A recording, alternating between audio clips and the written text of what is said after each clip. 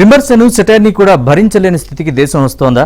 ఒక comedian satire వేస్తే ఆయన స్టూడియోను కూల్చేయడం, ప్రభుత్వం సైతం దానికి మద్దతివ్వడాన్ని ఎలా అర్థం చేసుకోవాలి?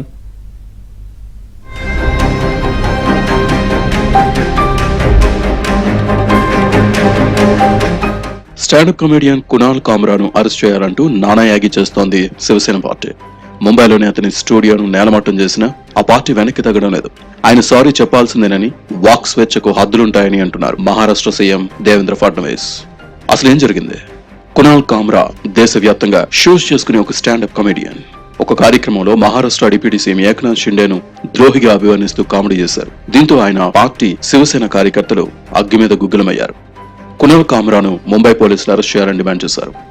వ్యంగ్యాన్ని అర్థం చేసుకుంటామని, ప్రతిదానికి పరిమితి ఉండాలని, తనను తిట్టడానికి వేరే వారి దగ్గర కునాల్ సుపారీ తీసుకున్నారని విమర్శించారు. एक गीत के माध्यम से महाराष्ट्र के पूर्व मुख्यमंत्री और विद्यमान उप मुख्यमंत्री श्री एकनाथ शिंदे जी को अपमानित करने का प्रयास किया है। ये गलत है, हम इसकी निंदा करते हैं। ऐसी चीज़ों को सहन नहीं किया जा सकता। कामरा को मालूम होना चाहिए कि 2024 के चुनाव में जनता ने निर्णय कर दिया है कौन गद्दार है कौन खुद्दार है। और स्वर्गीय शिवसेना प्रमुख हिंदू हृदय सम्राट बाला साहब ठाकरे जी की विरासत ये शिंदे जी के पास है। इस पर जनता की मोहर लगी है। तो कोई स्टैंड अप कॉमेडियन खड़ा रहकर इस प्रकार से उनको गद्दार नहीं कह सकता। जनता ने दिखा दिया, जिन्होंने गद्दारी की, जिन्होंने बाला साहब ठाकरे के विचारों से गद्दारी की, उनको घर भेजने का काम। కునాల్ కామ్రా 2 రోజుల్లో క్షమాపణ చెప్పాలని, లేకపోతే శివ సైనికులు ఆయన్ను ముంబై రోడ్లపై తిరగనివ్వరని ఆ పార్టీ నేతలు వార్నింగ్ ఇచ్చారు. ఎక్కడ కనిపించినా అతని ముఖానికి నల్ల రంగు పులుముతామని చెప్పారు. ఫేమ్ కోసం కునాల్ పరితపిస్తున్నారని ఆరోపించారు. శివసేన ఉద్ధవ్ వర్గం నేతలు మాత్రం కునాల్ పై ప్రశంసల జల్లు కురిపిస్తున్నారు. ఠాక్రేలు సైతం కునాల్ వెనకేసుకొచ్చారు. అసలు మహారాష్ట్రలో శాంతి భద్రతలే లేవని ఆరోపించారు. కునాల్ తన కామెడీ షోలో దిల్ తో పాగల్ హై సినిమాలను ఒక పాటకు ప్యారడీ పాడారు. ఇందులో 2022 నాటి శివసేన చీలికను ప్రస్తావిస్తూ గద్దార్ అనే పదాన్ని వినియోగించారు. అంటే शिवसेनेకు शिंदे द्रोहम చేశారని అర్థం వచ్చేలా మాట్లాడారు. यांच्याबद्दल अपमानजनक शब्द वापरल्यानंतर आणि असे विचार देखील त्यांच्या मनात आल्यानंतर कुठेही भाजपकडून किंवा ह्या बाकीच्या टोळ्यांकडून उद्रेक होत नाही, हे आश्चर्यचकित करण्यासारखी गोष्ट आहे, हैराण करण्याची गोष्ट आहे.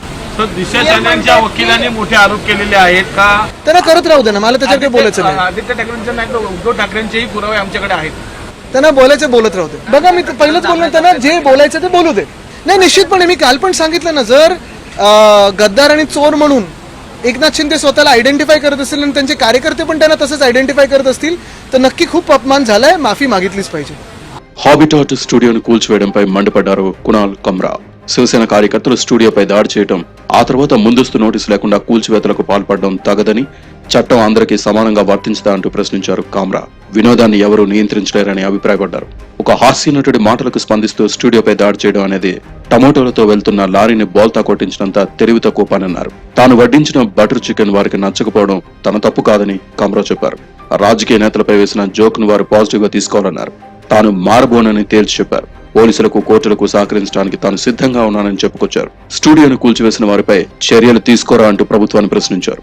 షిండే మొదట ఆటో డ్రైవర్, ఫ్యాక్ట్ అది, అదేమీ రహస్యంగా దాచిపెట్టడం లేదు. తను ఆ ఆటో డ్రైవర్ నుంచి పైకి వచ్చాడు, అది వచ్చిండొచ్చు. ఆ సందర్భంగా ఏమంటే ఆటో డ్రైవరును ఇతను ఆటో డ్రైవర్గా పనిచేస్తున్నటువంటి అప్పటి సన్నివేశాన్ని ఈయన ఏదో ఆయన చెప్పినట్టుంది జోక్లో. ఆ రకంగా ఎప్పుడైతే షిండే మీద జోక్ లేచినాడో వెంటనే శివసేన షిండే గ్రూప్ వాళ్ళు అతని మీద దాడి చేయడానికి ప్రయత్నం చేయడం, ఆ షో మీద దాడి చేయడం, షోను గందరగోళం చేయడం, అక్కడ ఆయనకు స్టూడియో ఉంటే దాన్ని ధ్వంసం చేయడం, కేసు పెట్టించడం. ఎందుకంటే ఆయన డిప్యూటీ చీఫ్ మినిస్టర్ కదా. ఇప్పుడు అసభ్యంగానో లేదా వ్యక్తిగతంగా చాలా దారుణంగా అతన్ని ట్రయల్ చేస్తేనో మనం తప్పని చెప్పవచ్చు. ఏక్నాథ్ షిండేపై కునాల్ ప్యారడీపై వివాదం కొనసాగుతూ ఉండగానే కేంద్ర ఆర్థిక మంత్రి నిర్మలా సీతారామన్ పై మరో పాట పాడారు. మిస్టర్ ఇండియా సినిమాలోని హవా హవాయి పాటను ప్యారడీ చేసిన ఆయన పన్ను చెల్లింపుదారుల సొమ్ము వృధా అవుతోందంటూ అందులో ఆరోపించారు. ముంబైలో బ్రిడ్జ్ కూలడం, ట్రాఫిక్ కష్టాలను అందులో ప్రస్తావించారు. పాప్కార్న్ పై పన్నును ప్యారడీ చేశారు. తానెవరికి భయపడబోనని చెప్పుకొచ్చారు కునాల్. ఓలా ఎలక్ట్రిక్ స్కూటీల యజమాని పైన సెటైర్లు వేశారు. ఓలా స్కూటీల్లో సమస్య ఉందని వినియోగదారులు ఆందోళన వ్యక్తం చేస్తే ఆ కంపెనీ యజమాని నరేంద్ర మోదీతో దిగిన ఫోటోను చూపిస్తున్నారని, దేశంలో పరిస్థితి ఇలా ఉందని అన్నారు కునాల్. ఒక మహారాష్ట్రలోనే కాదు, దేశవ్యాప్తంగా రాజకీయ నాయకుల్లో అసహనం పెరుగుతోంది. సెటైర్ వేస్తే చాలు వారి నోరు మూయించడానికి పోలీసులు సంబంధం లేని కేసులు పెడుతున్నారు. అతను ఆటో డ్రైవర్గా పనిచేసినటువంటి విషయము ఆ సందర్భంగా చెబితే దాని మీద ఒక హాస్యంగా విమర్శగా తీసుకోవాలి తప్ప అట్లా కాకుండా ఇక అతన్ని పగ సాధించేటువంటి పద్ధతిలో వెంటాడడం అనేటువంటిది అధికార దుర్వినియోగం కదా. ఇప్పుడు సినిమాలు చూస్తుంటాం మనం, సినిమాల్లో మరి బ్రహ్మానందమో ఇంకోరో చాలా చాలా యాక్షన్ చేస్తారు.